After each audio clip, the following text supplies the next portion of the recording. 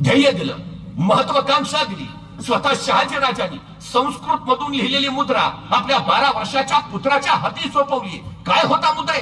प्रतिपत्य चंद्र लेखे वर्धिष्णू विश्ववंदिता शाहसुनो शिवसैषा मुद्रा भद्राय राजते. एक पिता आपल्या पुत्राला सांगतोय असं राज्य उभा करा की जे प्रतिपदेच्या कलेच्या चंद्राच्या कलेप्रमाणे वाढलं पाहिजे, जे विश्वाला वंदनीय झालं पाहिजे. आम्हास खात्री आहे तुम्ही हे कराल. एका पित्यानं पुत्राच्या प्रती दाखवलेला हा विश्वास होता.